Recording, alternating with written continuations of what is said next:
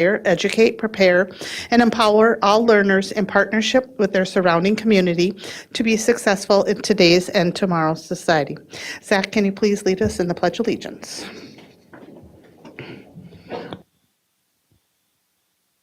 Pledge allegiance to the flag of the United States of America and to the republic for which it stands, one nation, under God, indivisible, with liberty and justice for all.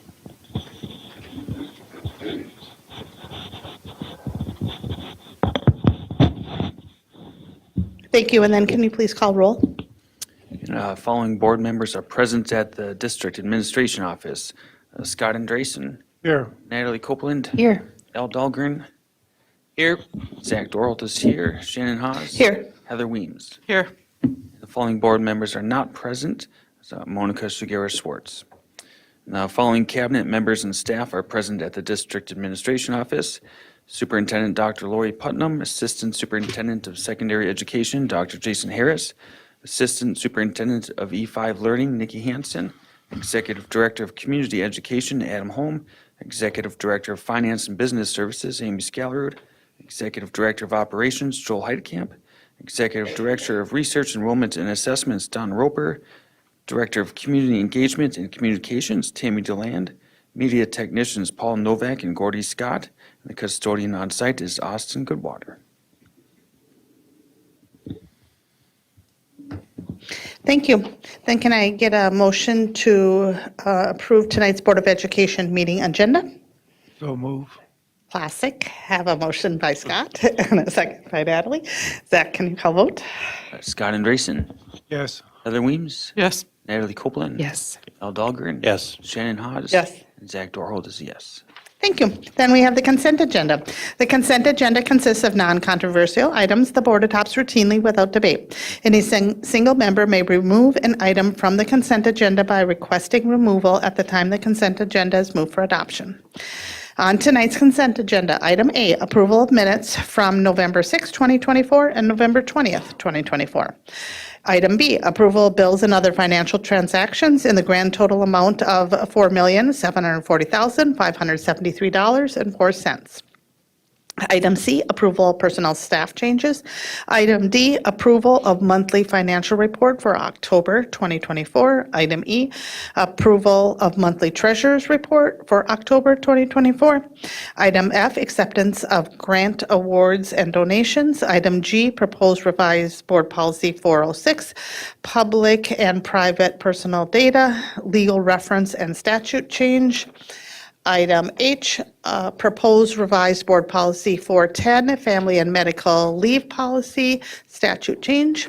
And item I, bid award north roof replacement. I do have a request to remove item F.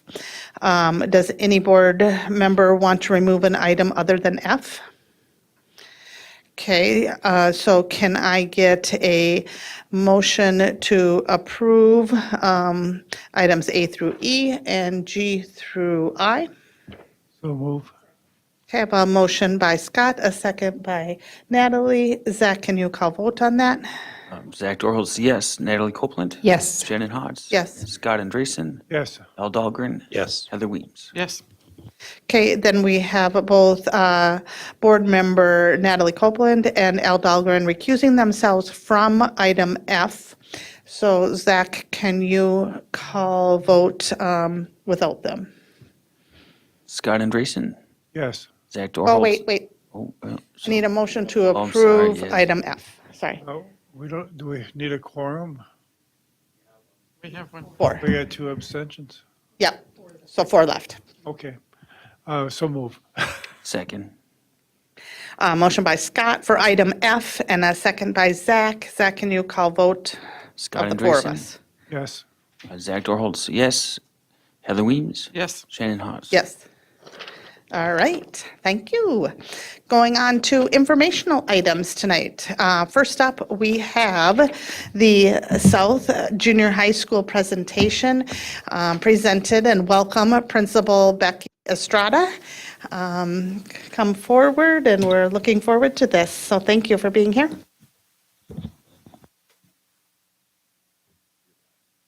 Okay. Hello.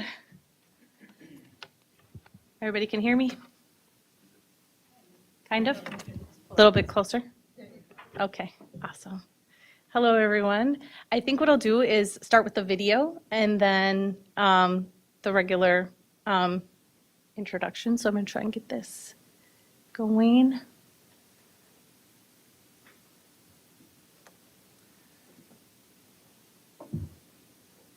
Here at South, we are excited to set intentionality this year around academic excellence, collaboration, and a sense of belonging.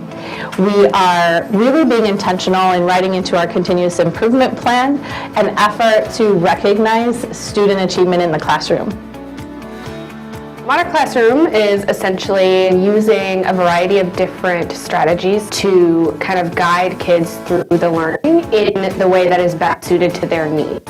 So we have must do, the should do, and the aspire to do level of work. The must do is what everyone is doing to meet these standards or to meet the basic grade level expectations. Then on top of that, if we need additional practice, we have a should do, which is kind of reframing the learning in a different way to help it make more sense in their brain.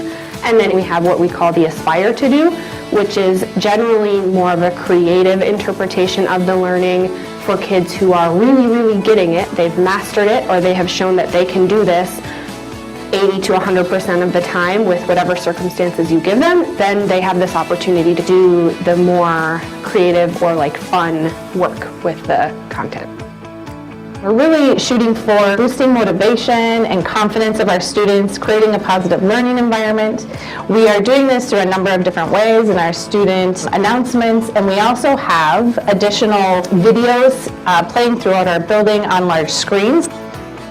We really have seen a positive shift. They're seeing themselves represented.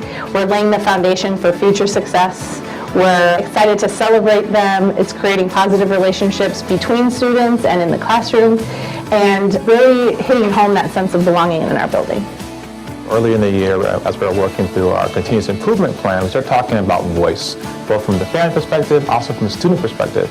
And one thing that we've been working on is, well, how do we capture that? So what we began and what we've developed is a student voices group. The plan is that we give kids a voice. We let them know that we are here, we hear them, and then we want to put things into action. So every student did a survey in which they talked about why they're happy to be here at South, what they want to change, what if they saw it happening, they would feel more belonging. And we took that data and we used AI to generate themes. Now we're like, okay, we got our themes, we got our work, but we need the people. Because we also want to know about what do they want to get out of their time here at South. What do they want to graduate? What skills? So we brought them in today and they started to generate ideas around academic skills, social emotional skills, and that's the beginning of the work. I think it's a good thing that they did do the student voices, because then you can come up with ideas to make the school a better place and what you think should happen to the school, you know, and just be yourself.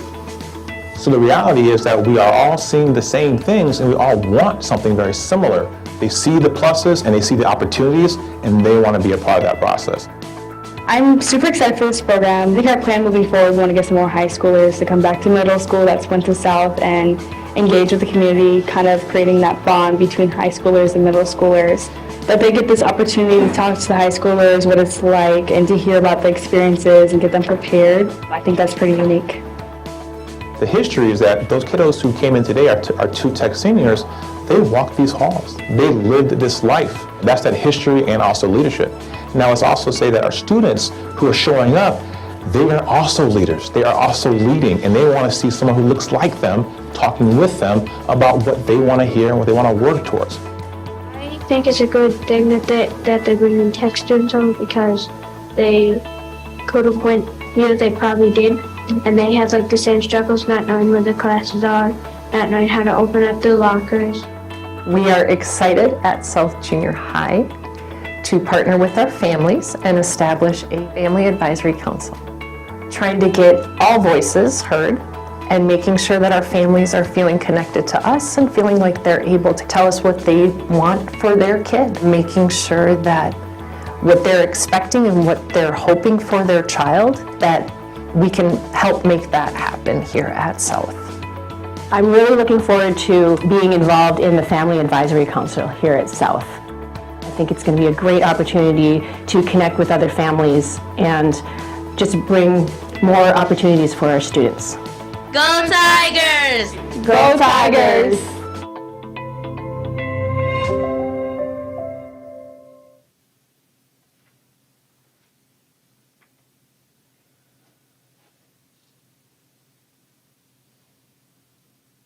Hey, so before I get started, good evening, Superintendent Putnam, Chair Haas, and School Board. I just want to share that it's just been a pleasure the last, the first trimester, the first few months at South. Everything that I get to share today is really a collaborative effort. I just get the pleasure to be the person here sharing the story tonight. So I would love to give shout outs to every single leadership team member, my students, the community, the families and parents that I've been able to meet, because they're really what, brings this presentation to life. So just wanted to give that shout out first. So at South, our guiding principle for teaching, learning, and decision-making is really centered on the belief that all students can learn at high levels, and that we, the adults, are the ones that create the conditions that are necessary to reach, grow, teach, challenge, inspire every student every day. So in order to reach this goal, we have aligned our work with Superintendent Putnam's pillars of safety, belonging, collaboration, and excellence. We believe that a safe building has strong and meaningful relationships, and as a new to the school principal with some new staff, we've really been diving deep into relationship building with our students, with our staff, with our community, and with each other.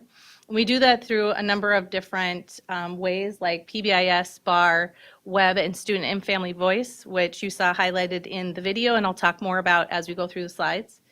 But also in the middle level, supporting a strong support for social emotional development. We know that really helping our students build their advocacy skills and their self-awareness is super important. When things get challenging, we want to make sure that we offer them in time and right support as middle level learners.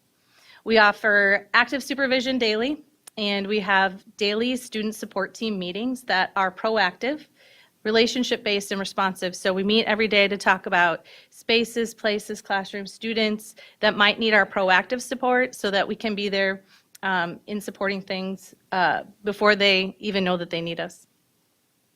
We also benefit from a really awesome partnership with an on-site SRO that promotes physical and emotional safety daily. So the first pillar that I'll talk about is the pillar of belonging. And it really started back in August. I'm,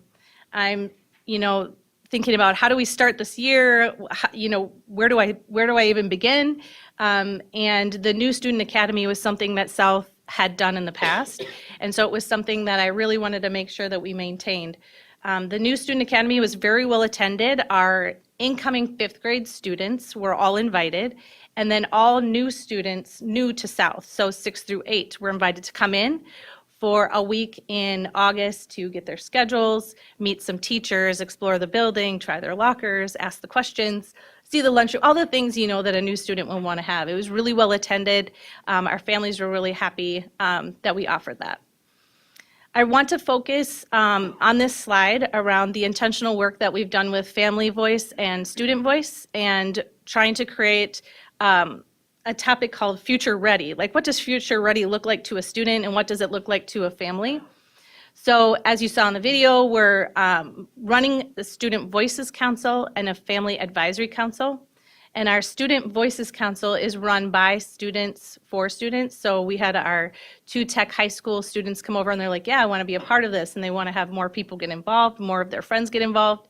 The students really appreciate having, students in front of them, talking to them about, well, this is what my priorities might have been when I was in middle level, but just helping them to figure out what their priorities might be each month. And then they bring that into administration and talk about, what do we want more of? What do we want less of?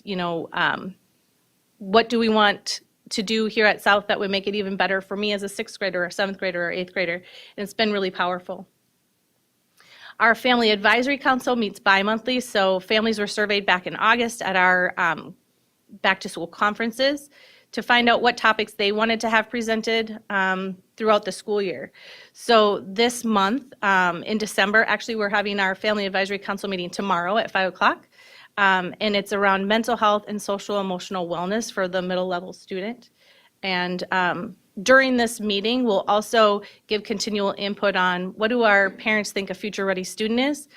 Our intention is to make sure that we're sharing our student voice and our parent voice back with leadership team members as we build our continuous improvement plan, so that when we build it, we have authentic parent and student voice incorporated into it. And then for South staff in belonging, I want to talk about another continuous improvement plan priority called Celebrating Student Learning. Each week, our teachers are able to highlight evidence of learning, and that is in the form of, like you saw the little video on the video, but like it can be pictures, it can be a paper or a collaboration that students did. But essentially, we're looking for evidence of student learning, and we're using these large screens as our virtual fridge so that our students can hang up their work, their collaboration, and the things that they're proud of. Our intention with this is to really let our students know that we see you, that we're proud of you, and you belong here. Couple of examples. This first picture is in our Tiger Time, some students exploring guitar and music. And then on the right, it's two germs talking to each other on an Instagram post in science, which I thought was clever. But really able to celebrate what they're doing in class and see themselves throughout the building and their work that they're doing throughout the building. The next pictures are of art and science labs and collaboration. The cool thing about this is that we get to highlight new students whenever we want. The link is live, and so as teachers are taking pictures of great work or even exemplar work, they can upload this into the link at any time. So our fridge, our virtual fridge, is always changing. And the last one that I snapped a picture of and added to the link myself was a couple of examples of collaborative projects around different types of energy in science class. So family engagement at South, under the pillar of belonging, we have a number of family engagement events. Like I mentioned, our FAC is tomorrow from 5 to 6, and our winter conferences are coming up. One of the things that I wanted to highlight is that our parents get a newsletter every week, and in there we advertise that academic and social emotional pop-ins are always welcome. Now that is with administration, so they come in and they pop in with us, and they get to, check in on their Schoology or their homework or grades or social emotional check-ins, and they're always welcome to do that.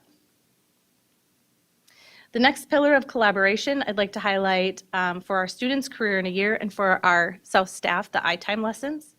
So Career in a Year is a priority this year that's bringing in speakers to talk in our core classrooms about the many different career pathways that students can explore, and we wanted to do this in the classroom. Our teachers are then connecting these speakers, their work, their skills, back to the learning in their classrooms and in their lessons. What we're really trying to do is answer that question that we've all heard muttered, and we may have even muttered it in middle school. When am I ever going to use this? What is this? When am I ever going to use this anyway? And so what we're asking is, and we've had a number of people sign up already. We're really excited to be partnering with Career Readiness at the district level as well with Sarah, and bringing these people into the classroom to kind of bring these career pathways alive and connect lessons to real world experiences and real world examples. iTime lessons for our South staff under collaboration are taught weekly in core classes. They're a part of our BAR curriculum, which some of you know about. And in BAR, part of making sure that this is going well is making sure that we're connecting, collaborating, and using teamwork to know our students, to know what they like, to know how to connect learning for them. So our iTime lessons are put together by our fabulous BAR coordinator, Courtney Garretts. She puts the lessons together, our teachers deliver the lessons.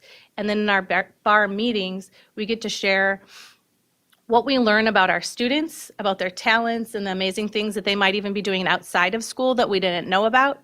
But the iTime lessons are a collaborative project from core classrooms all the way back to the bar meeting. And the last pillar that I wanted to talk about was high expectations and high supports. So I want to talk about Tiger Time, which I know has probably been talked about before, but Tiger Time is brand new to South this year. I think Tech has been doing it for a few years, but it's something that our middle levels really wanted to emulate. I think North also has been doing it for a couple years, but it's new to South. We found that Tiger Time has been a really awesome way to boost feelings of belonging for both students and for staff and created deeper relationships. But we also have this academic portion of the Tiger Time that I wanted to highlight. So our Wednesdays, every 6 weeks, the students get to choose a new activity, which is awesome, and it keeps it, really highly engaged. But on the Wednesdays during those 6 weeks, they're what I need. And so students can choose a teacher or a teacher can choose a student, and they will go where they need to work or they need more support. So a student who needs to take a test or retake a test, complete an assignment with support, or just wants to work on a group project, they can choose where they go or a teacher can choose them. So I thought that I just really wanted to highlight that. And then for our South staff, I think for high expectations and high supports, I've probably mentioned it quite a few times, but our vision is clear. Our leadership team, our teachers, we're always referring back to our continuous improvement plan and keeping it really clear and focused. Our teacher leaders and district partners help to move our instructional priorities forward. We have a number of teacher leaders in our building that are doing anything from like Tier 2 instruction, differentiation, modern classroom. They're willing to share, and we go farther together. It brings up our high supports when you know exactly who you can go to learn more about your profession. And we've been really successful in offering a number of different professional developments from internal experts. This year, we have an intentionality around two things in instruction. One is Tier 2 instruction. How do we help students go further that might already know? And how do we support students that aren't there yet? And then applied learning for high student engagement.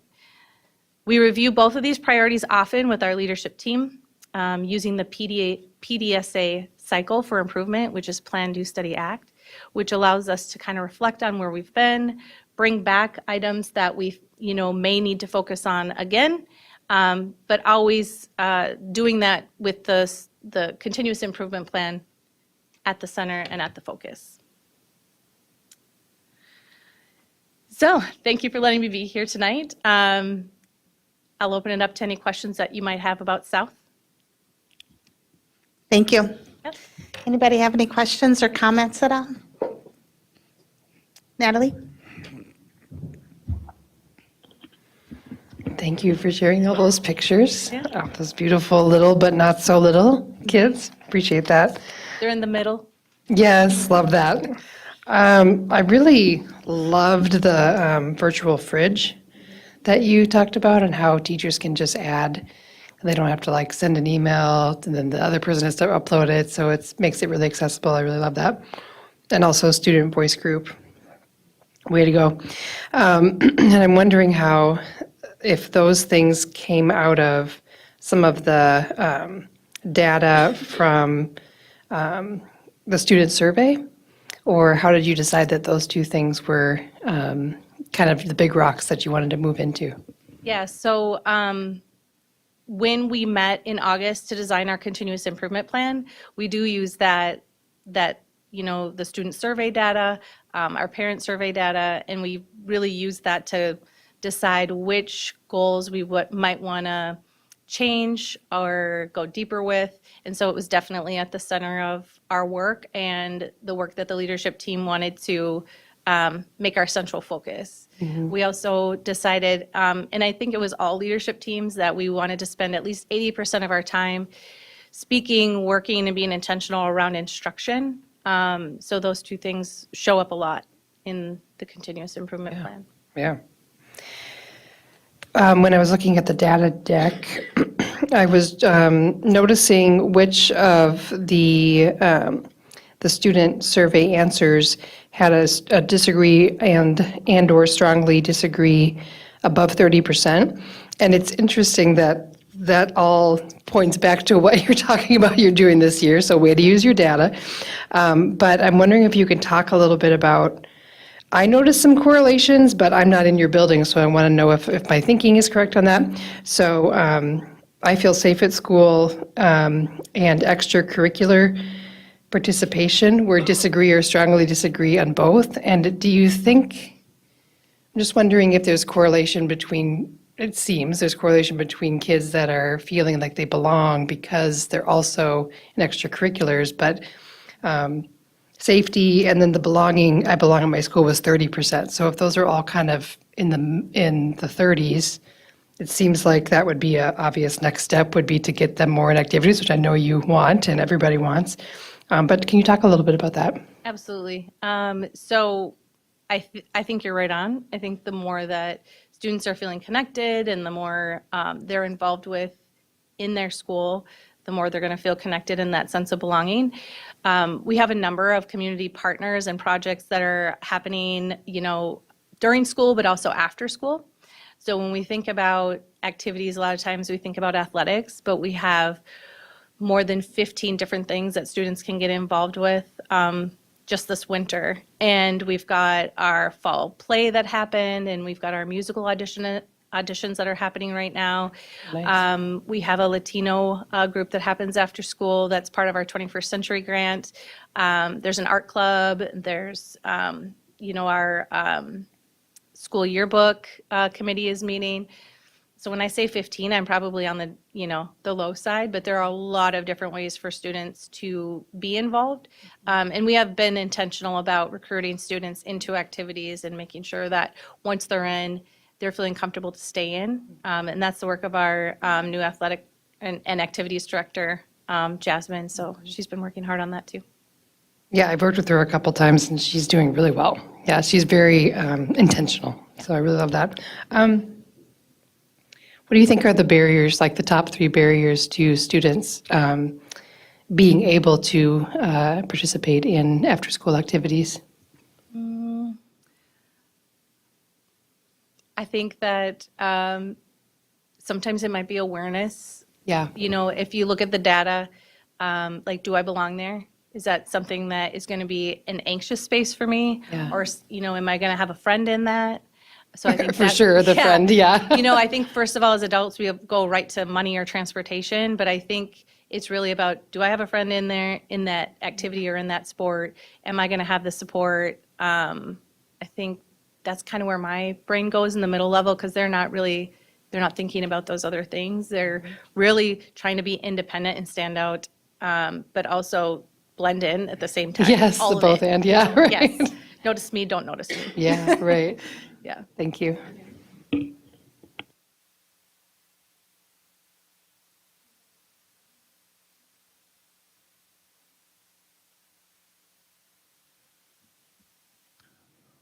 I'm interested in the Family Advisory Council. Is that kind of like PTA, or what's it about?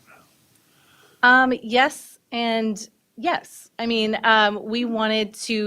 we don't have an active PTA right now, and so we wanted to have a intentional working group to help us with our continuous improvement plan work, and we wanted to increase voice, right? Family voice. And so we want to invite them in intentionally, continue to build, as we go this year and into next year, build on a core group of people that might, because our PTAs sometimes can get to be a core group of people that have that history of our school. We'd love that. But I also want to add in an authentic voice and a piece of action. So that's where the advisory comes in. I want it to be action oriented, so. So the advisory committee is more sponsored by you, whereas the PTA would be more independent?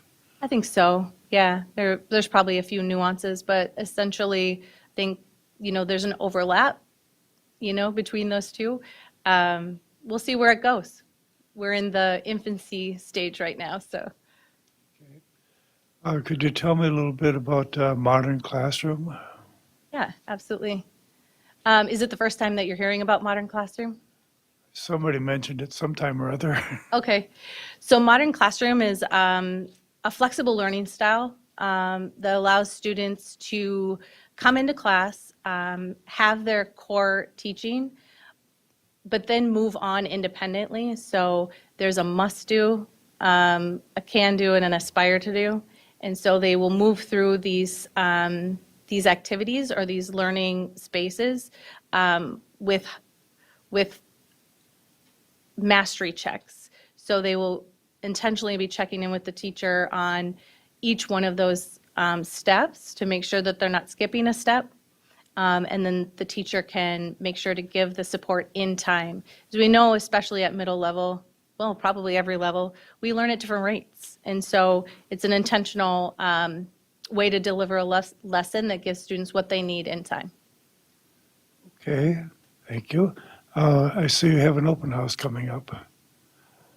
Yes. What's involved? So this is my first one, but this is our 5th grade open house that'll be coming up in January. There'll be presentations about everything from, the schedules or social emotional questions that parents might have. But we're offering 2 presentations that night, and I'll be working with my school counselors closely to put that night together. Thank you. It's good. Okay.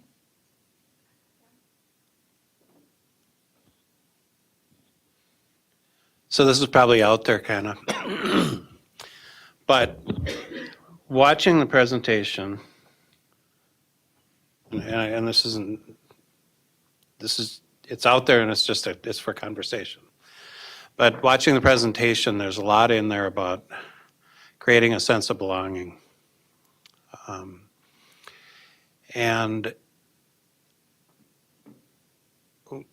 I always love to tie things back to Maslow's hierarchy of needs. A sense of belonging is in the 3rd level of that pyramid. Bottom level is physiological needs. The second is the needs for safety and a place to sleep, things, a place to live. 3rd is a sense of belonging. There's 2 levels above that, and I truly believe that for the highest levels of learning, you got to be up in the top of the pyramid, right? So the self-actualization, because it's the sense of belonging, and then above that is a sense of self-esteem, which then opens the door for you to be the best that you can be and have a lot of energy towards learning and believing that you can do it and all of that.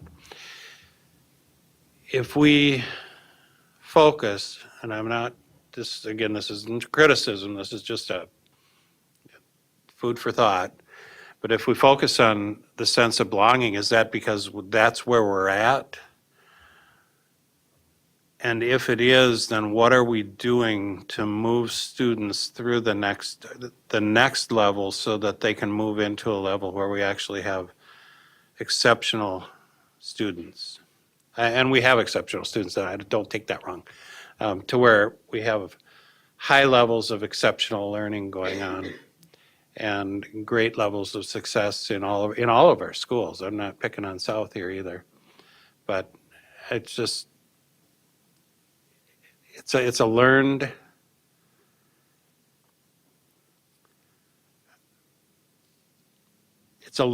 trait, I think, to learn to believe in yourself, to believe that the world isn't out to get you, to believe that you're not set up for failure.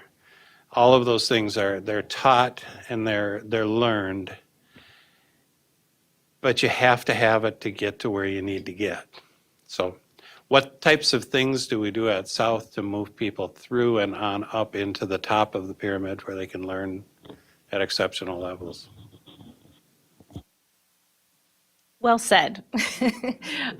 So, Maslow's hierarchy is not lost on a middle level principal. So it's something that I think about every day.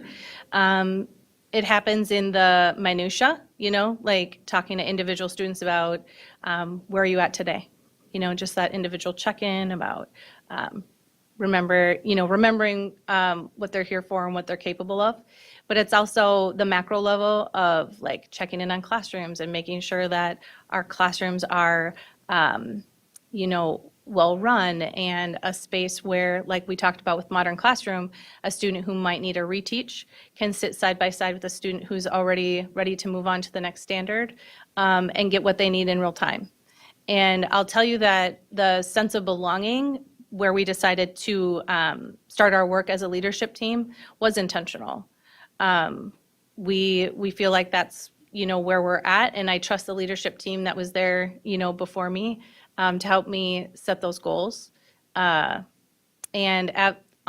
after the last 2 days of calculating GPAs, I'm very pleased with how our classrooms are being run and the number of students that are on our A and B honor roll, which will be published in our newsletter as we go out to break for our families. But I'm really, really happy with the way that our students are showing up academically. Every morning in the announcements, I thank students for being there, and I remind them that as for our teachers, that remember, you're here to find your genius or geniuses, and we, the adults, are here to help you know them and grow them. And so we have a very academic intention, and students are seeing themselves as scholars, and they're showing up that way. So yeah, I think we're there.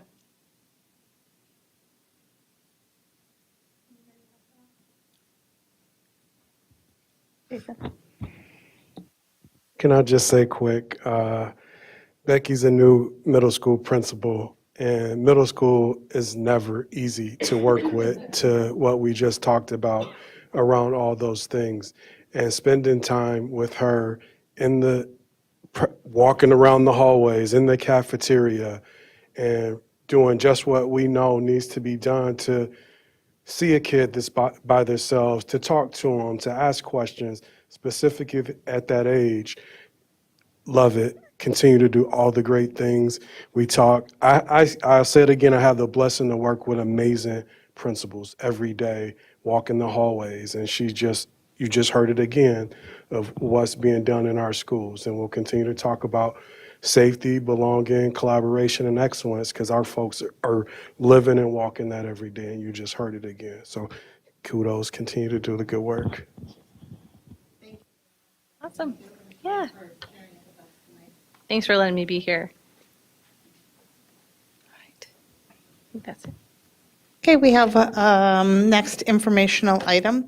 We have the presentation of final 2024 payable 2025 property tax levy certification presented by Amy Scallery, Executive Director of Finance and Business Services. It's kind of going to be the Amy show here for a few items.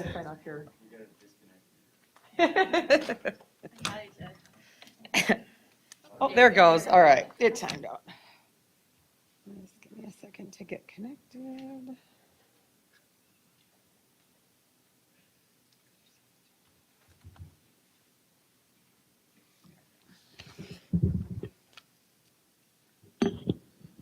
Okay, good evening, Chair Hawes, Superintendent Putnam, members of the school board. Tonight is our final step in the 2024 payable 2025 levy process.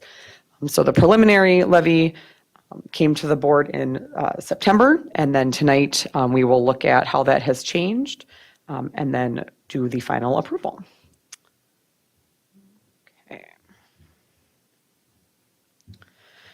So there is, in accordance with statute, there's a few requirements. Tonight technically serves as our truth and taxation hearing. And so as part of that, we are required to present the levy, any proposed changes and the reasons for those changes, do a review of the current year fiscal year 25 budget, and then also provide a time for public comment and question. So for the school district levy, because levies are taxes are levied on a calendar year and we run on a fiscal year, We do a levy in the fall of 2024. Those taxes are collected in calendar year 2025, and then that revenue is recognized in fiscal year 25-26. So anytime we're looking at levy, we're really crossing over multiple fiscal years, and we're looking down the road into what that revenue is going to be the following year. There are three components of the levy: the general fund, community education fund, and debt service. General fund has a number of components that we have looked at every year. A lot of those are student enrollment driven, whereas the community education levy is a lot of population based, not just based on our students who are attending, but the population of the whole community that the district serves.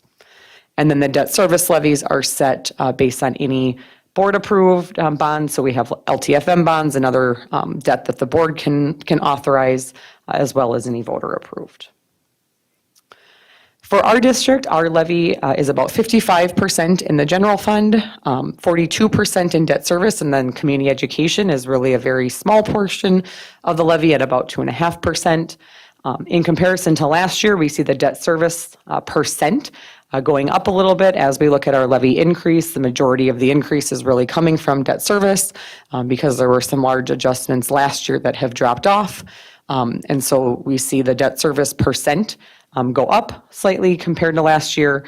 And then that has a corresponding decrease in the general fund. Community education is very comparable to last year, right around that 2.5% for both years. So in total, we're looking at a levy increase as a dollar amount of $1,247, or $20.93. That is a 3.66% increase. How that compares to the original levy that the board approved in September, it's very close. It's about a $7,500 increase. And so the preliminary approval was 3.64%, so very close. And really the majority of those changes were driven by MDE enrollment adjustments related to our additional VPK funding. And so those weren't awarded as of the time of the preliminary. And so when those came through, MDE adjusts the enrollment figures accordingly. So that's the reason for that little bit of an increase. So now, and this is a lot of numbers and we are not going through all of them and it's hard to read, as required as part of the Truth in Taxation statute, we'll just briefly kind of recap our current year 24-25 budget. So this is a snapshot. We have total revenues of about $205 million. That's across all funds. The majority of that, about $176 million, is the general fund. And that's about 86%. So really the general fund makes up the majority of the district's activity. And then revenues, expenditures are more than that, primarily because of our capital projects fund. We still have proceeds for the LTFM bonds that are being spent down. And there's no correlating revenue because the revenue has come in a previous year. This just shows the revenue by source. And again, this is all of the funds combined. And so you can see, and again, might be a little hard to read, but the biggest piece of the pie there is our revenue from state sources. So we get about 72% of our revenue coming in from the state. The property tax portion really is a relatively small percent of the revenue we collect. It's just under 17%. And these are pretty comparable year over year. Particularly that levy portion is pretty consistent from year to year. We are seeing, for the first time in a number of years, that decrease in federal revenue and our state revenue going back up to where it kind of normally historically was. We know from past couple of years that we've had significant ESSER and other federal funds that have kind of skewed that shift percentage allocation between state and federal the last few years, but now 24-25 is kind of our first back to normal business as usual sort of a year. And so these are typical percentages that we would expect to see going forward. This just shows revenue by fund. Again, that about $176 million of our total revenue coming from the general fund. Again, that's about 85%. So that's really where the majority of our activity lies. And then we see that same comparison on the general for all funds with the expenditures. So again, that pie graphic looks very comparable to the revenue, with the exception of, again, that capital projects fund having a larger percentage of expenditures because we're spending down that money from previous years. So we'll shift to look at just the general fund for a little bit. This is our expenditures for the general fund and how they break down by category. I'll go to the next slide because the visual, the graph is a little bit easier to look at and interpret than a bunch of numbers. So then this shows kind of how those expenditures break down by category. And if we look at the bottom sort of bottom and left, those are our three instructional categories: special education, regular instruction, and vocational instruction. And so those instructional categories are really where the majority of the district spending occurs. And those account for just over 64% of our total general fund spend. So school district levies, authorities are determined, or the authority for levies is determined one of two ways. It's set by a state formula, which is the majority of the bucket that our levies land, or there's voter approved. We do not have any voter approved operating referendums, but we do still have existing voter approved debt service. Those are the only two ways that a district can authorize to have funds to levy. And the calculation of how much we can levy is very prescribed, again, in statute. And so this really differs from how a city or a county levies, where they can set a rate. And so if they need to generate more revenue to cover salary increases or other inflationary costs, they can increase that taxable rate. We don't have that same sort of flexibility. Ours are very much more prescribed in terms of the dollar amount that we can levy. So I'm not going to go through all of these lines because, again, it's very comparable to what we went through in September, and we kind of went through all of those detailed lines. This is the general fund. So in total, the general fund is an increase of just under $50,000. So in total, really very comparable to last year. There are some areas, components of the levy that are increasing, others that are decreasing, but overall, really very comparable. Same thing with the community education fund, about a $45,000 increase overall, but again, very, very consistent with the previous year. And then debt service is where we see the significant increase. So really, our full increase in our levy is coming on the debt service side. And again, that's not because we had any new debt or anything this year. It's just because of some large fund balance adjustments from previous years that have dropped off of that levy. So then this is just that summary of 3.66%. You can see all three of those components together. And then this shows a historical 5-year trend. And so we do see a trend upward in both general fund and debt service, and that's really driven by our LTFM. And so the majority of our general fund increase over the 5-year period has been an intentional increase of our annual LTFM levy, as well as on the debt service side with the two different issuances that the board approved to do the HVAC projects and the improvements at Apollo. The fortunate thing for our district is we have a large tax base, and so while on a dollar value, we can see the levy trending upwards, that hasn't necessarily correlated to significant actual tax liabilities for our taxpayers. And we'll look in a little bit at the end about how we compare to our surrounding districts. So there's a lot of variables that can cause changes in tax increases and decreases. We're not going to go through all of this, but the one thing I will note is that market value is a big driving factor. We don't set the market value. Those are set by the counties. They come from the tax statements. But I do want to point out one thing that is a change for this year. And so there was a change starting with taxes payable in 2025 to the market value exclusion. And so how that will directly impact our residents is up to a certain valuation, there will be more of your property value that is not taxable, essentially. So if we just use an example of a $380,000 house, I have to use bigger numbers for it to kind of come out to easy math. But if you had a $5,000 increase in the value of that house, which is about 1%, which is kind of the average of our area, in a normal year, you'd see the value go up, and then your taxes are likely going to go up because your value drives the taxes. Last year, that $380,000 house would have had an exclusion of about $2,700.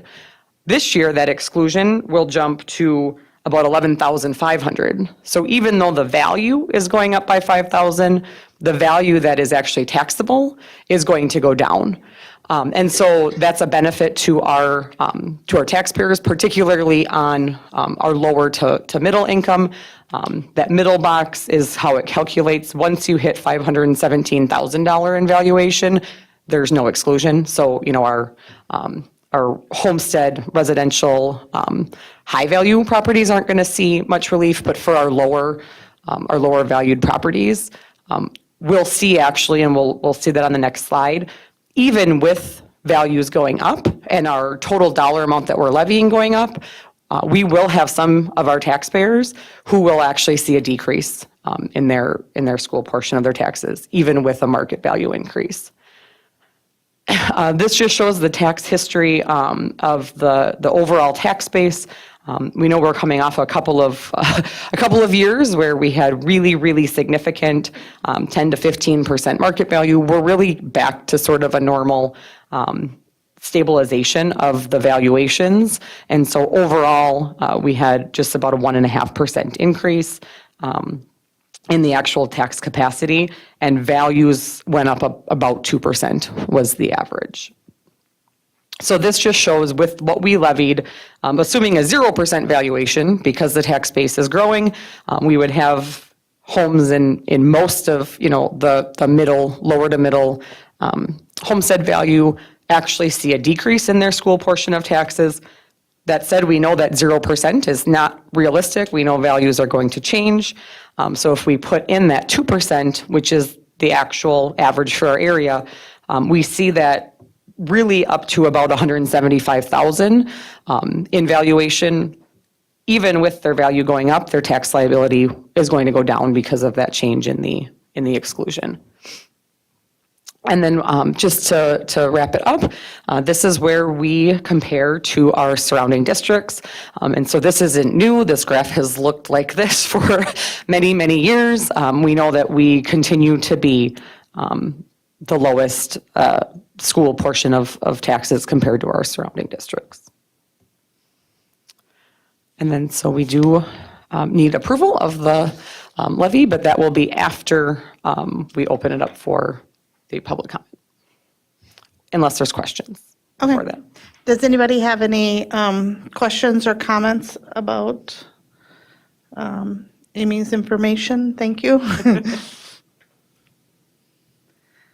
Okay, I'm going to take that as a no. So as on our agenda at this time, we're allowing an opportunity for public input on the final 2024 payable 2025 property tax levy certification. Going once, going twice. Nobody is here, so we will move on to then our action item of the approval of the final 2024 payable 2025 property tax levy certification. So administration recommends the approval of the property tax levy certification. Looking for a motion to approve as presented. Second. Okay, a motion by Natalie and a second by Scott. Any discussion at all?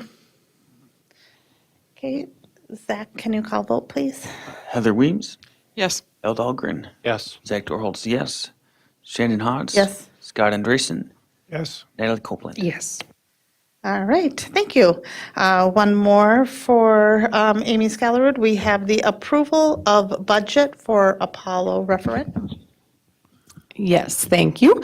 And so the information is all included in the background sheet. But it's pretty straightforward in terms of what we're looking at this evening. We know that the board previously approved the resolution calling for the special election. Anytime we're doing a special election, that's a standalone election, there are obviously election costs, and the district is responsible for those, as well as marketing and communication around the upcoming election. And so this information has been reviewed by Board Finance Committee.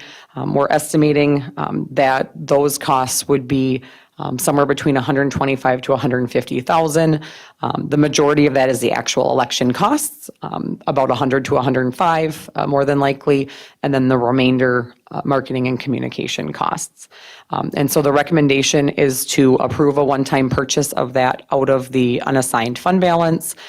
We know we just had the audit presentation in November. Our unassigned general fund balance is at 10.8%, which is above the board minimum of 10%. After that expenditure, it would still be at about 10.75, so really minimal impact. There is also a high likelihood, while we are requesting approval of the fund balance, that we won't actually see the fund balance go down when we get to close out the year, just because interest rates have been high. And so we have interest income that is projected right now, assuming rates continue to be significantly more than what we've put into the budget. We always budget interest conservatively because it's not guaranteed. And so there's a high likelihood that we won't actually have to see the fund balance go down, but we want to make sure that we're transparent and that is where it would come from in the event that there weren't interest revenue to cover it. And so we would be looking for board approval to establish the budget at $150,000. Okay. Anybody have any questions or comments? I would move approval of the Apollo levy budget. I have a motion by Al, a second by Scott. Zach, can you call vote? Zach Dorholz, yes. Natalie Copeland. Yes. Heather Weems. Yes. Shannon Hawes. Yes. Scott Andresen. Yes. Al Dahlgren. Yes. Thank you, Amy. Okay, one more action item tonight. We have the approval of the 2025-2026 high school course catalog. Presenting here, we have Dr. Jason Harris, Assistant Superintendent of Secondary Education, and welcome back Hillary Johnson, Director of Secondary Education. Thanks for being here. Good evening, Chair Haas, Superintendent Putnam, board members. Director Johnson and I were here about a month ago on new course proposals, and you got to see all the new courses that'll go into the next steps for our students in the new course catalog for 2025-26. And so tonight we'll talk about just the process for high school students, what it looks like, how do I start to make a selection of what courses I take within the course registration, and then we'll get a chance to dive into the course catalog, and Director Johnson will kind of lead us through some of the things that you approve for new courses, and then some things that in our CTE as we start to move in a different direction of more hands-on types of learning, and we'll get a chance to talk about that tonight. So, all right, and it just lines it right into our strategic focus area of career and post-secondary options for every student, right? And so how we align it to our strategic mission. So if I'm a student, I just last week started to talk about registration. They started to hear like, all right, where am I at in my world, in my current reality of courses, requirements, what I need to register for courses. And so step one went through graduation requirements. Step two, just this week, they had a credit check document to kind of do their self-selection. Like, where am I at in this process, right? We talk about building agency with students. They need to have the understanding to sit down. All right, where am I at? And so when we have these meaningful conversations to students, and I talk to them all the time, like, where am I at in my graduation, right? If I want to graduate in 4 years, what do I need to be doing now? And so step two in the process, we talk about a big thing with registration, and you could keep going. Ninth grade, that transition year. Why is that important? Because it sets the stage. And so showing the video will come when they come back from break. They'll all be well rested and not right after that Monday, because it's going to take a couple of days for them to get back after break, that they'll get the registration video. Our folks, shout out to our counselors at Tech and Apollo to create videos and all the things around information. Then they'll get a form on the 13th to the 17th, specifically at registration conferences. I know Tammy's department been working with our folks to promote registration, so families understand this is the most important part on family night on January 16th, that my student needs to have a good understanding. It's family conferences, but what are my kids going to register for? And so we talk to our communications folks, like, how do we help everybody understand, like, this is important. We need to make sure everybody registers, and our families need to be with our kids, and we offer support to them to make educated decisions on what our kids take. And so that's coming up in the middle of the month of January, and then they'll actually start registering that week, like, what courses should I take? My counselor sits down and say, well, you need to take these courses, these electives, and here's what it's going to look like. And so Director Johnson is just going to walk us through kind of here are our great folks, our counselors that are doing all of it at Apollo, and then if you want to go to the next one at Tech, they sit down and just do all of the things with kids. And so yeah, I would, thank you, Dr. Harris. I would definitely give a shout out to both of these teams for the work that they have put in on coming up with the process and getting everything ready. Their collaboration with Donna's team in REA to get Skyward prepared in order for registration, like the technical part of registration, to happen. These are also our best ways of individual support. So when families, we have lots of opportunities for kind of group information, but families that have individual questions, their counselors know their students the best, and reaching out to the counselors is a great way to get support and have those questions answered. These are all the other ways too. I know Dr. Harris went into a few of them. Another shout out to Tammy's team. They've worked with our counselors on putting together a social media campaign that will come out in January to make sure that everybody knows what's going on, and parents. We also work closely with our Pathways coordinator to think about ways that they're taking courses that are aligned with their college and career readiness interests. We also are working on some large group registration lessons and really thinking about ways to use our early out days creatively to work with our students. And the last one to highlight is our counselors do a really great job of updating the school web pages so that families, if there is any of the videos that the students see in advisory are posted for everyone to see, all of the documents are on the Tech and Apollo registration pages. So those are places that are really helpful if families are looking for information as they're partnering with their children and making these decisions. Then we get to the course catalog. So the course catalog, after it's approved tonight, will be posted on that website where families will be able to go in and read more detailed information on each of the different courses. There is lots of information about post-secondary planning, about how we tie to NCAA options for our students that are interested in pursuing sports after they leave us. There's information on PSEO. I mean, it is a great source of information. A couple of the places that I would like to highlight, one of the pages, our course catalog is a website. So one of the pages on the website we call our special programs.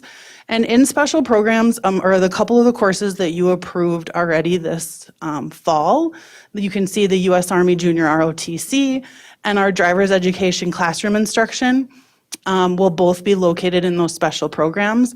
A couple of the other new courses that are located there are our cosmetology, which is our nails program, the micro internships, which we're really excited about continuing that and growing that program, and then law enforcement and public safety, which has been a lovely collaboration between our schools and the St. Cloud Police Department. Another area that I wanted to highlight for you today was the page on our information technology. So that's where you'll see the new courses that you approved on AI literacy, computer science, web design. It also hosts our courses that we've been offering for a long time on AP computer science and our digital foundations classes. So those were just two that I wanted to give a little shout out to. So thank you for having us tonight, and we are open to any questions. Okay, does anybody have any questions or comments? And this is an action item.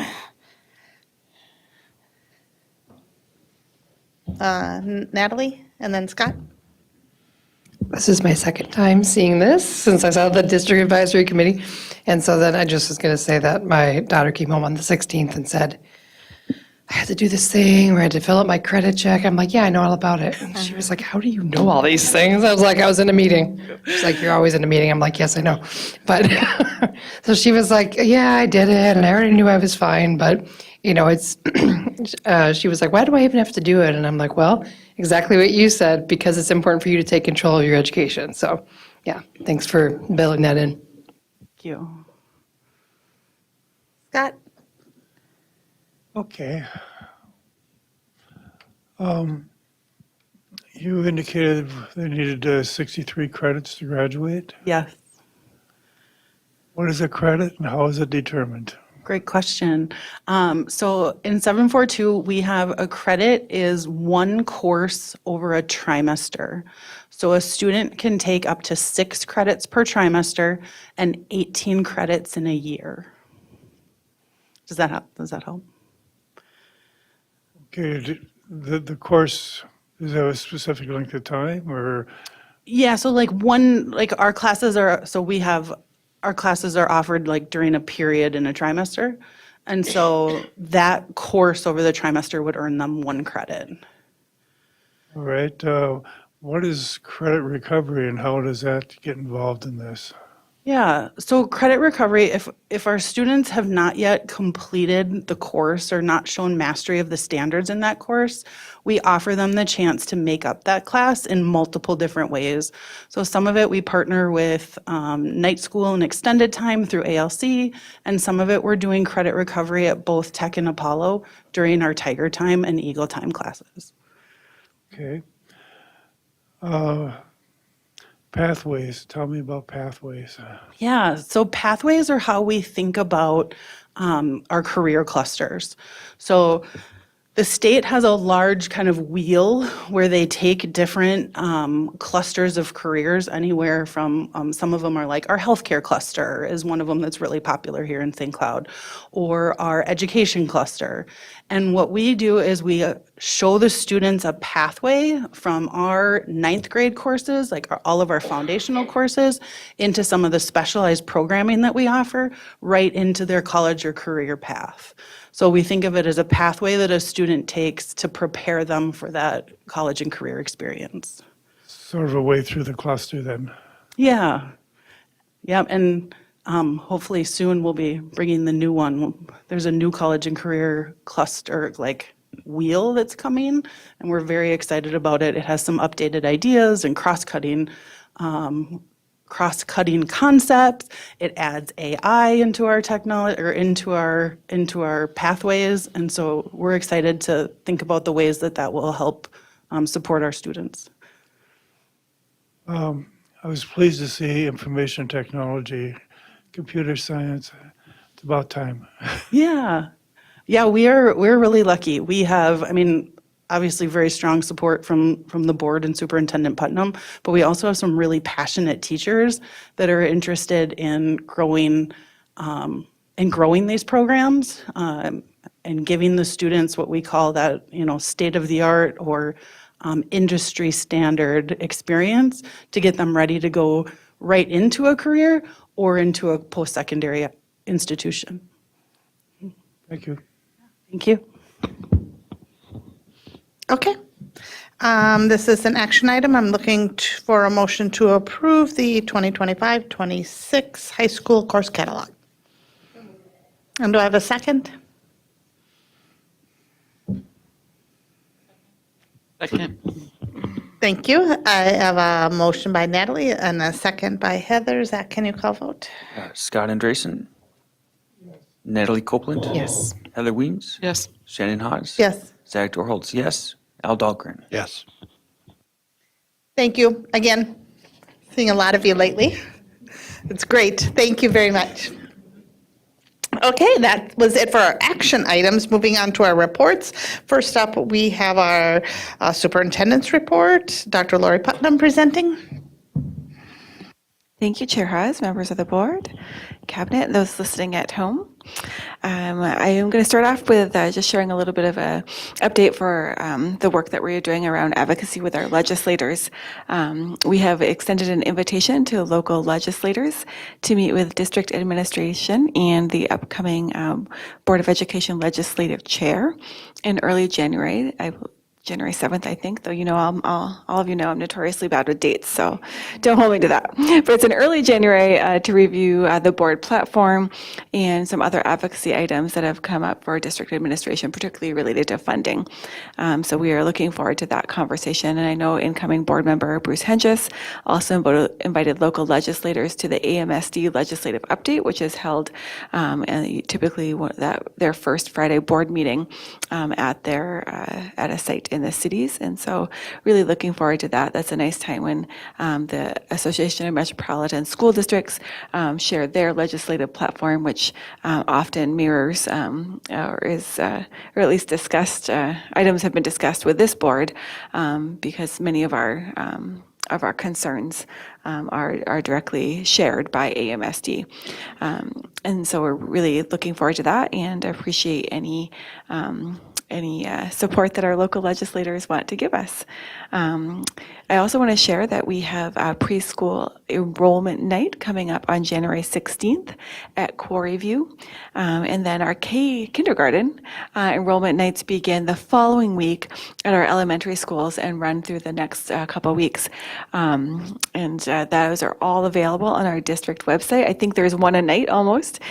So a really great opportunity for our families to come see our schools, see all of the incredible opportunities we have from immersion to special education and multilingual to gifted and talented programming. And so we really encourage our families to get out and get registered early. And then I just wanted to share, as you saw from Becky's presentation earlier, the Career in a Year. Dr. Harris and I were both recently invited to participate in the Career in a Year, one of the presentations. And I know I go on January 31st, and I think Dr. Harris comes either before me or right after me. So we're really excited to be able to go share our career paths and journeys and try to describe what it is we do. Though that is still we are surprised by that daily. So to describe that to young ones is a challenge, but we're really excited about the opportunity to get to talk with our students. So thank you. Thank you. Then we have a Board of Education Standing Committee reports. I believe we have two tonight. Board Development Policy and Governance Committee Chair Scott Andreasen. The committee met on December 11th, 2024. Assistant Superintendents Harris and Evenson presented proposed board policies. Policy number 406, public and private personnel data. Policy number 407, employee right to know. Policy number 402, disability non-discrimination. Policy number 408, subpoena of a school district employee. Policy number 409, employee publications, instructional materials, and inventions and creations. And policy 410, family medical leave policy. These 6 policies were reviewed, and policies 407, 408, 409 had no changes. Policies number 406 and 410 were recommended to move forward, and they were on the consent agenda for tonight's board meeting. And that's a report. Thank you. And then we have Board Finance and Audit Committee Chair Al Dahlgren. Yeah, Finance and Audit Committee met on December 13th. There was 2 items on the agenda, both of them, well, no, one of them was on tonight's agenda, and that was the referendum budget, so I'm not going to go through that one. The second item on the agenda was the presentation of the 2022-2023 MDE Profiles of Learning. It's the one that I always take and sort into an Excel spreadsheet and sort it differently so we can see where we're ranked in spending by category. I haven't had a chance to do that yet, but I'll still try. There's again, no surprises in there. Districts with high special education cross subsidies, high EL cross subsidies, have low spending, much lower spending in areas such as activities, and we're actually moving up pretty well now in career and tech, but this is in more discretionary areas of spending. The districts with the high special ed spending just don't have the money to spend it in the discretionary areas. And it's very, I think, harmful to school districts that fall into those categories. But I will still try to sort and print that and send it out to everybody. And that was it. Thank you. Then we have future agenda items.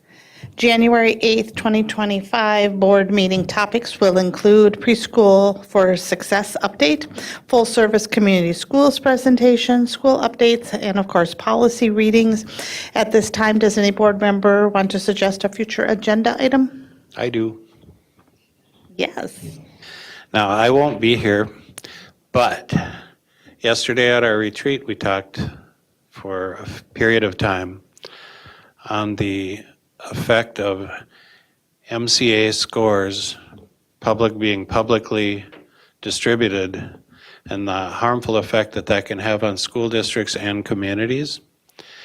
And I would ask that the board in the first meeting of January and if you need it, the second meeting in January, but prior to the sharing of our legislative agenda with the legislators, that you guys go back and look at that and see if that's something that we want to add to the legislative priorities. Great idea. Okay. Thank you. And then last is tough here, tough loss for us, tough loss for the district and the community, is to present a plaque to board member Al Dahlgren, as this is his last meeting. Very, very sad moment, and I'll try not to cry here. Kind of open it up here for people to make some comments, and I'll pull out this plaque here.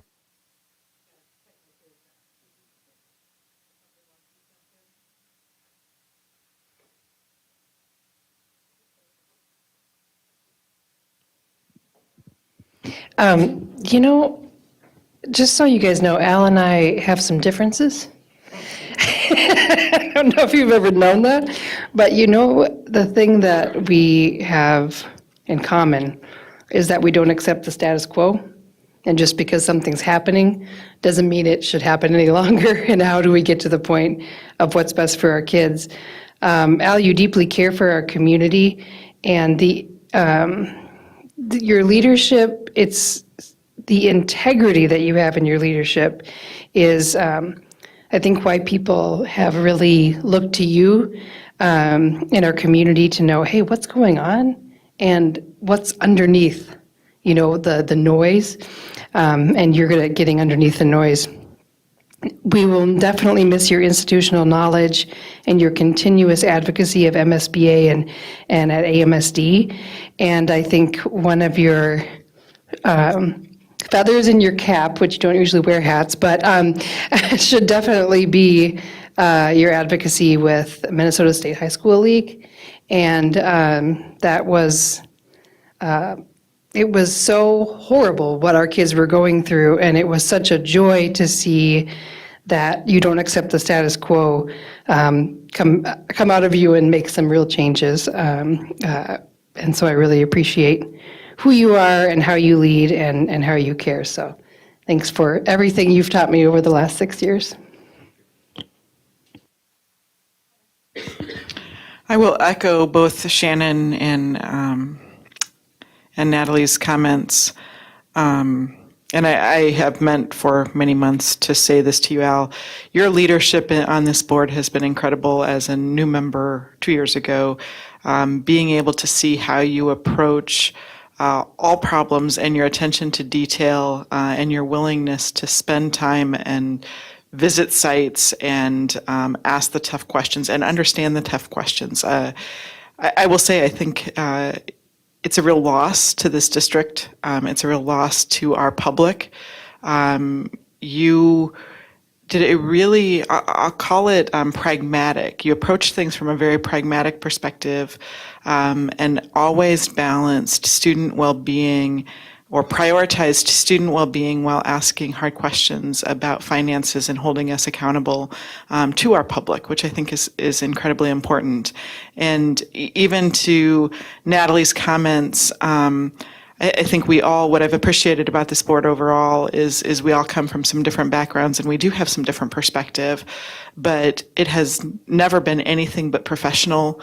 And I think when we're challenged, and you did a fantastic job of challenging us to think differently and think bigger or maybe get out of our comfort zone at times. And that's a hard thing to do. And it's a hard trait to find in folks, and to come at it with such compassion and such pragmatism, I think is a really nice mixture. So thank you for being a mentor. Thank you for showing me the way and for being a voice both for students and for this community.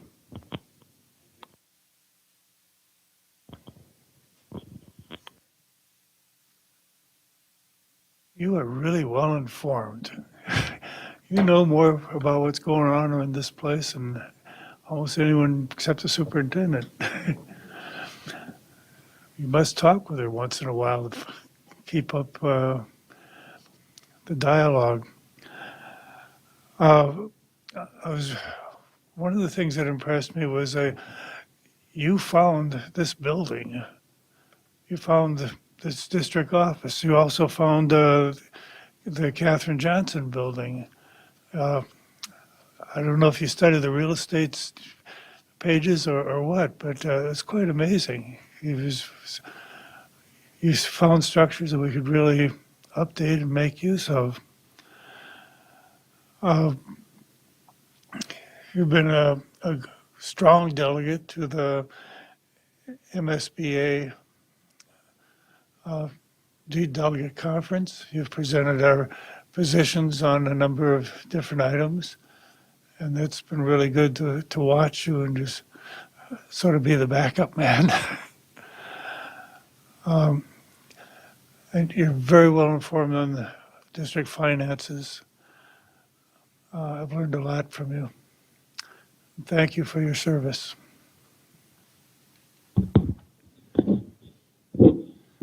Just echoing everything they said. I thought a lot about what I wanted to say, and they said a lot. I just want to emphasize how I don't think the community at large understands how much of a loss this is. You are a walking pillar of now institutional knowledge, and it sucks to see you go. Yeah, that I'm pissed. It's, and because, again, the attention to detail in everything you do, it's a lot. So thank you for everything, and then everything you've done for our district outside of this role with LEAF and everything else. So hope you still stay close. There's so much to be thankful for, and again, it's a huge loss that you won't be joining us next year. On a personal note, selfishly, thank you for teaching me we live in such a divisive world, and sometimes we too quickly, without thinking things somebody disagrees with me, so they're wrong, I'm right, and I can't get along with you, and I can't like you, and respect you, and we disagree on some things, yet you've taught me that step back, look at this, appreciate this. I respect you, I value you, and I appreciate everything that you've done for this district and working alongside you. We don't, as a society, we're never going to agree on everything, but yet there's so much in common, and we have the same mission and values. So thank you so much. Again, a really tough loss here and very unfortunate for us. I told Al before this that I wasn't going to talk because I would cry, but I think it would be I would be remiss if I didn't share publicly, right? That I too feel like this is an incredible loss.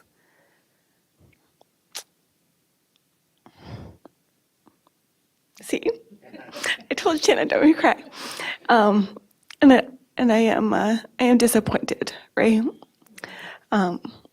Because what you bring, I think people misunderstand you often, right? And I think people, I think what people, if they misunderstand you, I think what they miss is that you are one of the fiercest advocates I know for all kids, right? And there is, like you will piss anybody off, right? Like for a kid, right? And there are not many people who are that unafraid to advocate the way you do for this district, for our staff and our kids. And this district we are poorer off without your advocacy for us out in the community, at this board table, and I will miss the way you challenge me, right? But then also support me, right? At the end of the day, you will listen to me, and I will listen to you, and we will walk out. We can disagree in private, but we will walk out with a public united front, and I will miss that dearly, and I have appreciated it greatly.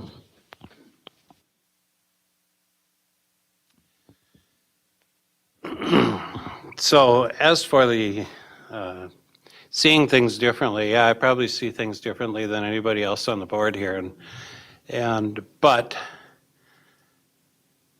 I don't see education as being a partisan issue. And so you kind of put that aside, but I do approach things from a different perspective.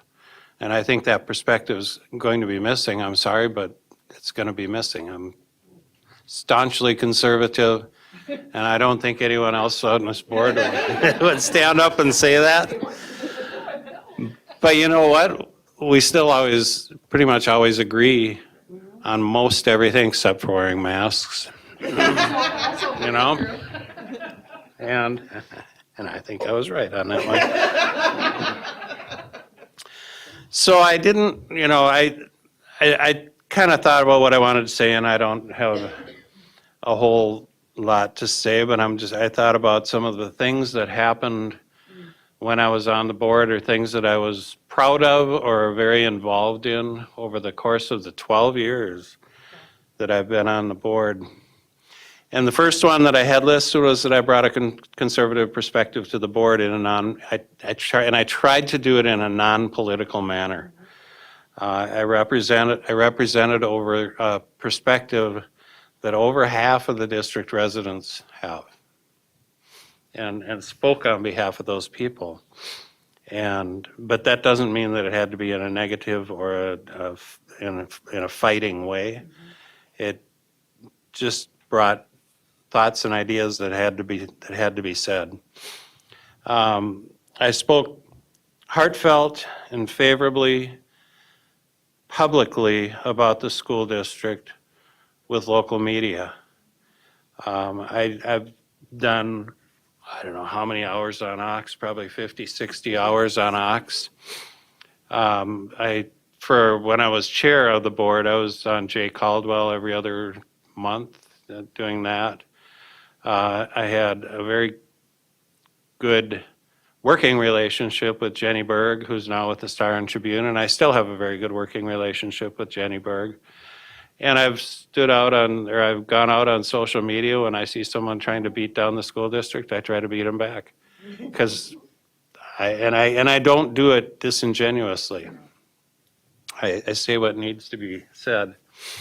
One of the things, when I first got on the board, one thing that I'm very proud of is we hired our new superintendent. We hired Willie Jett. And I want to say that there was a member of the School Exec Connect community, Ken Dragseth, who said some really nasty things to me out in the hallway after we hired Willie, because we didn't hire the person that he chose for our district to hire. And he came up and he approached me because I had spoken negatively about the person that he presented that he wanted us to choose. And I mean, he basically told me that I had no idea what the H I was doing and that I should have kept my mouth shut. Well, Mr. Dragseth, I would like to say that I not only hired the new superintendent of the school district, but I also hired the next commissioner of education for the state of Minnesota. So you don't know what you're talking about.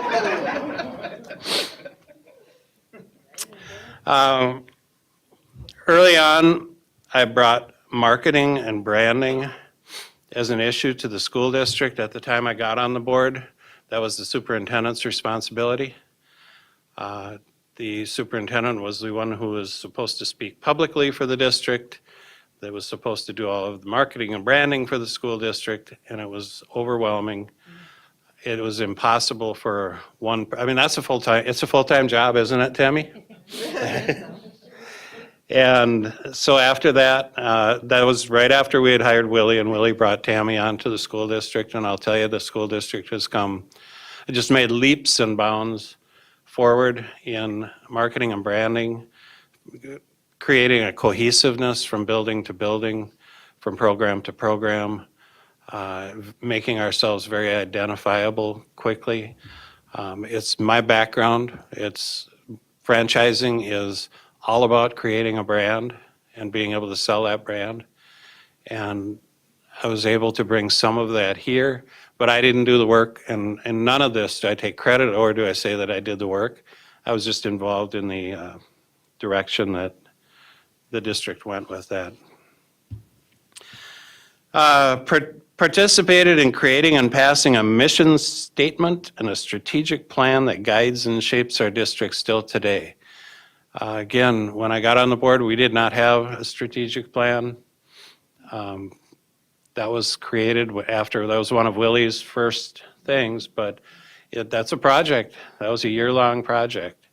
And there was a team of people who did the work, but the board was the ones that were responsible for it in the end. And we put together, I think, a pretty good one, because it still stands strong today, and I don't hear anyone saying that they want to change it. We revise it every year, and we update it, but I don't see any major plans to go out and change it and move to a new strategic plan. So that's the most important document that we work from. Brought changes to the bidding process, pissed a few people off with this one too. Brought changes to the bidding process, and that was focused on roofing. And that was a year-long battle, but the way that things were being done was wrong. I stood my ground, kept it in the forefront. I can't tell you how many meetings we had over that, but in the end, the process changed, and it changed for the better, and I think it saved the district millions of dollars over the past 10, 12 years. Helped shape the curriculum review process, and that was more, I'm not going to put myself in and say that that was me specifically. I think that was actually more Jerry that did it, but I was involved in that. But I did lead the development of the policy review project. And our policy book was terrible. We had Minnesota School Boards Association review it, make recommendations. I was the chair of the Policy and Governments Committee at the time. We went through every single policy over the course of 2 years. We revised and updated, and that process is still in place today. I testified before the House Education Committee on the Special Education Cost Subsidy. Don't know how far we got with that, but there has been changes, and it was an important thing for me. Participated in every phase on the Building Advisory Committee for Tech High School. And again, talk about a project that was multiple years long, but the number of hours that we spent talking about every last detail on that high school and the number of things that happen. I mean, when I walk through there, I don't just see a building, I see pieces of the building where it's like, yeah, I had something to do with that, or I had something to do with that. But it was really, that was an honor to be able to build a high school. That doesn't happen very often. It probably won't happen in this district for another 100 years, so, or more. Okay, and Scott mentioned this, but discovered and recommended and promoted the purchase of this building for a district office. We got the district office out of Apollo High School. We have meeting space here. This building has worked out perfectly for a district office building, and I was so happy that we were able to find this thing. We got it for a bargain, and it's just worked out perfectly. Overcame 2 fires and participated in the building of Quarry View, expanding early childhood opportunities. So that was another building where we held a lot of meetings. We came forward and had a lot of board meetings. We had a lot of input on the structure and that, just that process. With Gary, the help of Gary Ganji, pioneered a huge upgrade to the building grounds care and maintenance, the exterior. Our district buildings look really good now, I think, when I compare to what other district buildings look like. When you drive by, you get a really positive feeling, and it wasn't that way 10 years ago. Helped amplify attention to charter school issues in the Minnesota State High School League / racism incidents to make real change, and did that through board resolutions, the cultivation of mutual respect within the media, and participation in the MSBA delegate conference. Those are kind of the 3 avenues. But we did make, as a board, made real progress there. Supported the purchase of the Katherine Johnson Center, and Scott, I think you're wrong there. Amy found that building and brought it, and came to us and said there's a building that's available that you can get. That one we literally stole. That was a great purchase. I mean, would have been stupid not to buy it. But it's enabled us to support our students needing those supports. And we didn't have space to do it before, we do now. It's changed the way that we can do education in the district. Brought Lori Putnam in to lead the district. And I was involved in every decision along the way. It wasn't just hiring you as a superintendent. You, when you were being hired at Kennedy, coming from South, you interviewed there. There was some public interviews. Yep.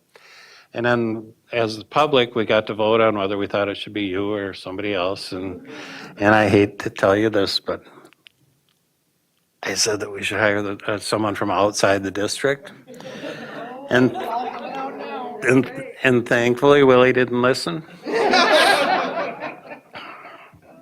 And that, I'll tell you what, that comes from my background in retail and with JCPenney, where they would transfer people because there was a belief within that business or within that system that bringing people in from the outside gave them an opportunity to be a stronger leader than bringing someone up from the inside because they hadn't already established their position somewhere else. And it also brought in new ideas and new focus and people that could come in and say, well, we did it differently over there and this is how. So it wasn't anything to do with you. There was, obviously, there was two very, very strong candidates there, and I was wrong. Okay? But then you came to the district office, and you were working as an executive director of secondary education, right? And Marcia was the assistant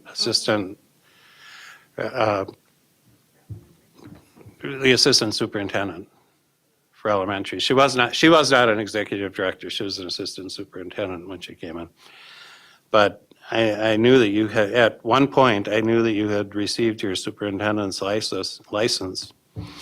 And I also knew that we had somebody really strong here, and I sat down with Willie in a meeting and I said, you know, I think it would be really smart of us to change the way that we structure our executives and go from one assistant superintendent to multiple assistant superintendents, which is something that he was familiar with from St. Paul. And immediately, and the reason was because I didn't want you out looking or applying in other school districts. Making up for that other No, I did. I learned how wrong I was, but I didn't want to lose you to another school district simply because you wanted that superintendent role. And so almost within weeks, we added that assistant superintendent. And immediately when Willie said that he was leaving, I went to him and said, do we really have to go outside and hire a firm, or can we hire from within? And I said, we've got someone here who is better than anyone that we could hire outside. And if we would do this, it would give you the opportunity to work with this person side by side for up to 6 months prior to having that handoff, and it would go so much smoother. And that's what ended up happening. So I didn't do it, the board did it, but boy, I sure do feel like I was involved in some of that. While all of this was happening, I was able to triple the business, or triple the size of my own personal business, and donated over $55,000 to the school district via LEAF, and a whole bunch more in product to the district transitional services department.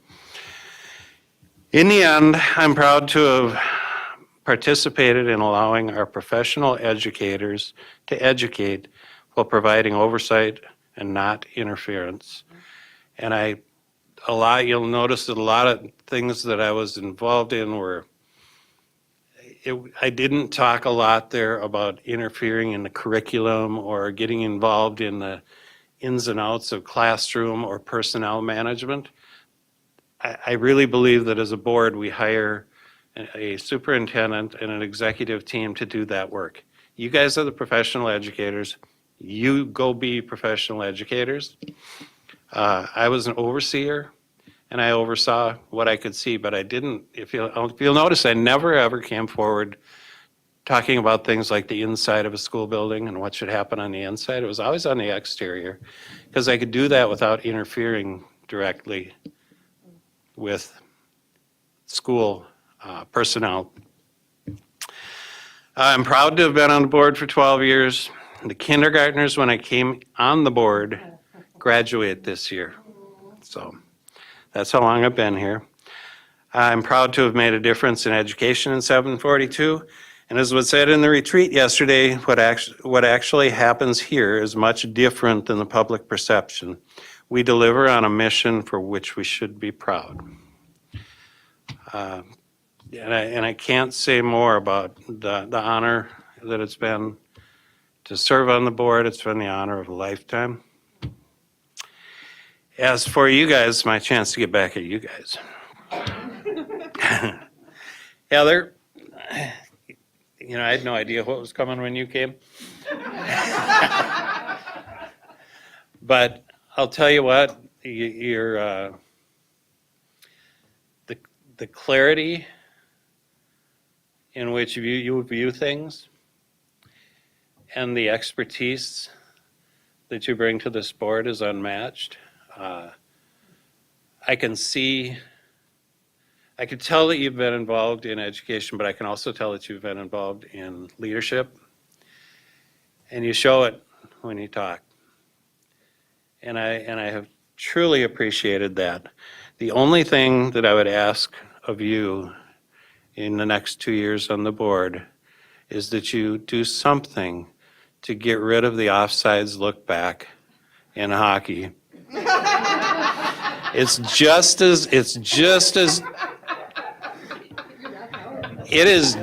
as difficult for a team to accept that they brought a puck into the zone and the referee screwed up and they have it in there for a minute and a half and score and that goal gets taken away. That's just as difficult as if a referee misses it and the team comes in offsides and scores. I mean, it's just which team is disappointed. But God, if something could be done about that. Put a 10-second rule on it. We can look back for 10 seconds. Oh boy, Scott, your neighbor, talk to you a lot, bounce lots of ideas off each other. I'm sure I'll still be doing that as we go forward, but it's, you've been on the finance committee for a long time. You were on there before you were on the board. It's been great. It's been good working with you, and like I said, I'm going to continue to see you, so we will talk. Zach, you need to talk a little bit more, because when you do, it's really good. I have truly enjoyed. The one thing that I really get from you a lot of times is being the mental health professional. You approach things from a different perspective again, and you bring things in, and there's a clarity there also, in which a lot of times I'll be trying to explain something, and you come in and say about 3 words, and it's like, yeah, that's what I was trying to say, and I'm all garbled and trying to say, it's just, you're very good at that. Natalie, yeah, we don't always see everything through the same lens. But I've enjoyed working with you. I've changed my perspective. Who I thought you were and who you are is of course different, and you probably can say the same thing back to me. Seems like a tour of that around Central Minnesota.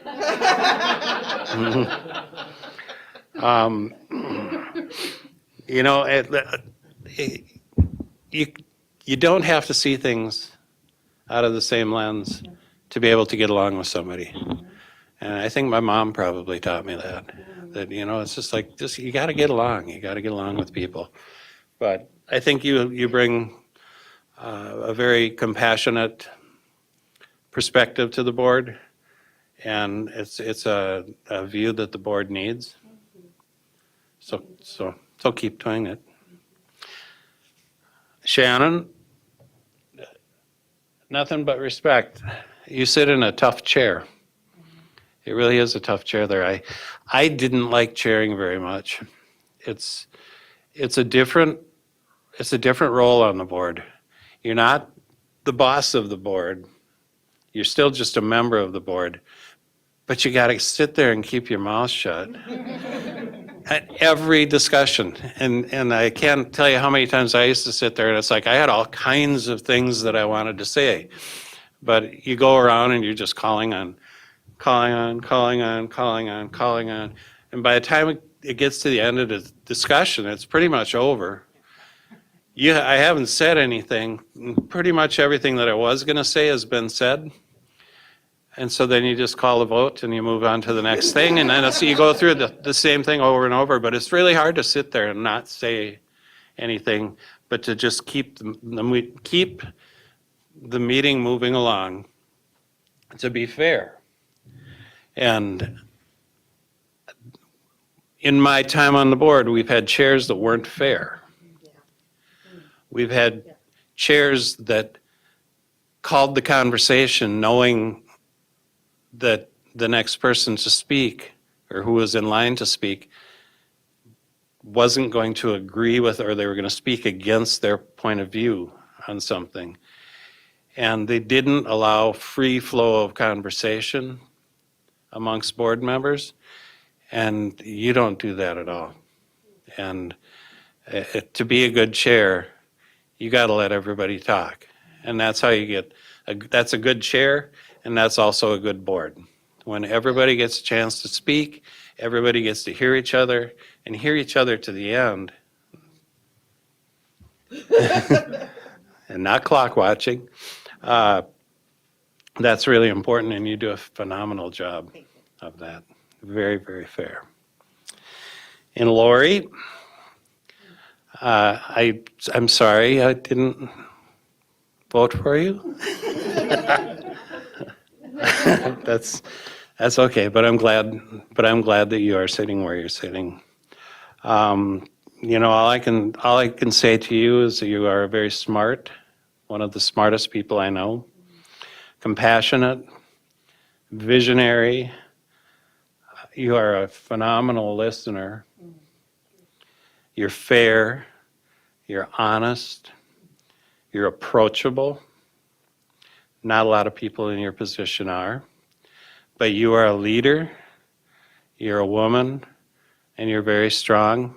And don't let anyone ever step in your way or stop you or prevent you from being that person, because that's the person that we hired and that's the person that we got, and I appreciate that. And to all you guys over there, I probably pissed a few of you off over the years.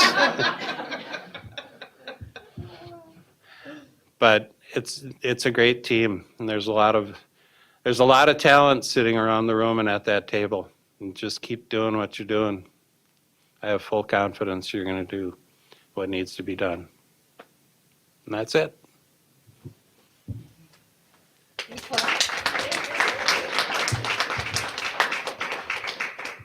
Well, thank you very, very much. And again, Thank you.